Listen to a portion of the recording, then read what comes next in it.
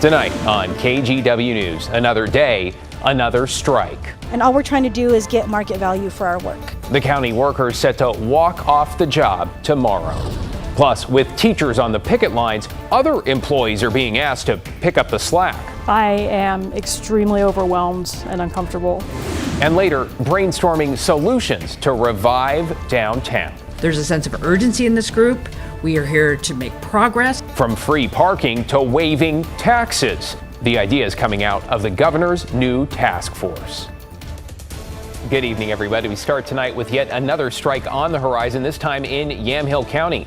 Thanks for joining us. I'm David Molko. A final mediation session failed today, meaning county workers will hit the picket lines tomorrow. Catherine Cook walks us through what to expect. County workers will begin their strike Friday morning at 10 a.m. A large group planned to march in front of the Yamhill County Courthouse here in McMinnville. The strike will have an impact on several county services. Fair contract! When do we want it? Now! Hundreds of Yamhill County workers are preparing to walk off the job Friday. Since March, the Yamhill County Employee Association has been bargaining with the county on a new 3-year contract. At the top of their list, union officials say workers want higher pay.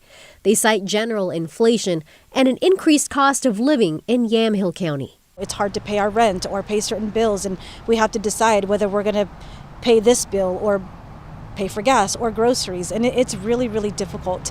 Union President Michelle Mendoza says the county rejected their best final proposal, which asks for a 15% wage increase over 3 years.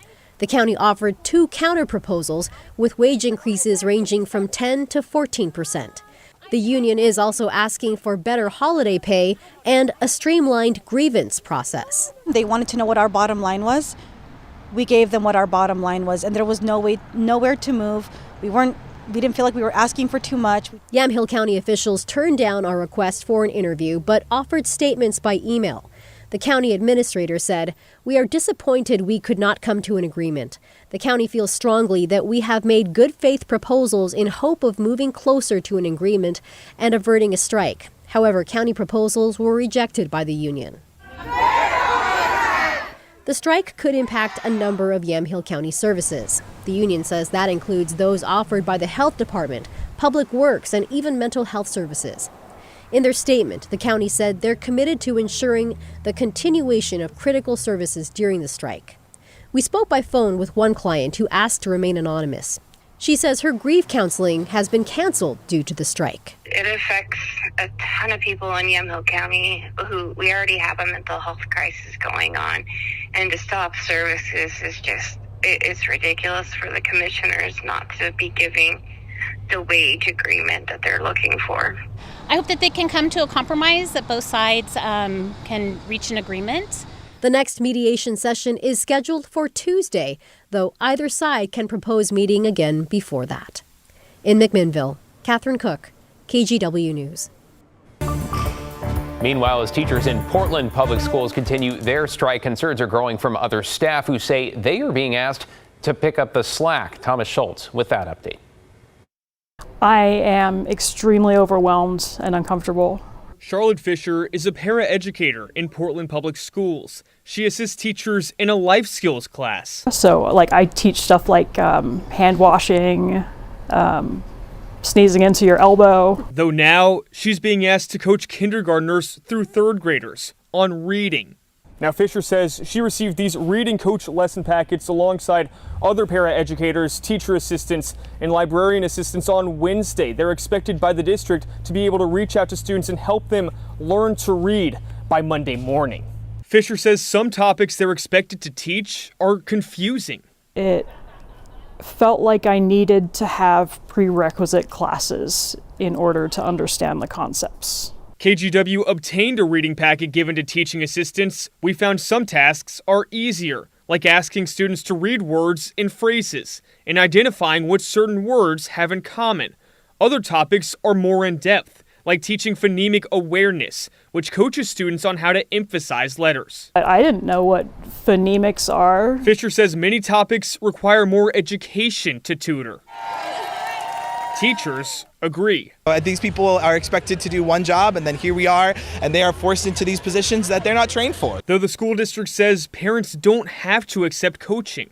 So we've tried to design a supplemental program that supports their continuation of learning. PPS says coaching is only on topics students have already studied. It's all an attempt to ensure kids don't fall further behind, though Fisher feels like she's being used as a wedge in Portland's first ever teacher strike. We're being used as a divisive tool. Thomas Schultz, KGW News. And stay with KGW for continuing coverage of the Portland teacher strike. A reminder, tomorrow was already scheduled to be a day off for students, but the district and union do have a negotiating session scheduled. We will keep you updated on developments right here and at KGW.com. Let's get you caught up on tonight's other headlines now. A pedestrian has died following a crash in southeast Portland tonight. This happened just before 7:30 on Southeast Division and 135th. Police say they found one person dead when they arrived there. The driver involved stayed at the scene. Southeast Division remains closed between 133rd and 136. 5 football players at McNary High School in Kaiser have now been arrested for hazing. Authorities say all 5 are freshmen. They're accused of physically harassing and assaulting 4 other freshman players in the boys' locker room at the school. Salem Kaiser district officials say they canceled freshman football activities as soon as they became aware of these allegations. They also alerted police. And we have new details this evening about a stabbing and carjacking in Seaside that led to a multi-county high-speed chase. Police say the victim, an 80-year-old man, knew his alleged attacker, that is 18-year-old Isaiah Thompson, and had bought him food several times. Last Thursday night, the victim said he gave Thompson a ride from Astoria to Seaside and let him inside his home to use the shower. That's when police say Thompson demanded his car keys, and when he refused, stabbed him in the chest and beat him before stealing his car. Thompson's now in the Clatsop County Jail facing charges that include attempted murder. Now to an update on the off-duty pilot who tried to shut down a passenger plane's engines mid-flight, forcing that aircraft to divert to Portland. Alaska Airlines said they're now facing a class action lawsuit from 3 passengers over what happened. Joseph Emerson was riding in the cockpit's jump seat on a flight last month from Everett to San Francisco. He was forced out of the cockpit after a brief struggle with the crew. Emerson told law enforcement he hadn't slept in about 40 hours and had taken magic mushrooms 2 days prior to the flight. The lawyer for the passengers filing the lawsuit says he wants to find out how the pilot was deemed fit to ride in that jump seat that day.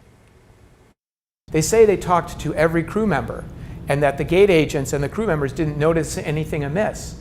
But they don't say what the gate agent and the crew members observed, asked, or were asked to ask. So the class action alleges breach of duty and asks for unspecified damages, including for emotional distress. Alaska Airlines says it's aware of the lawsuit and reviewing it.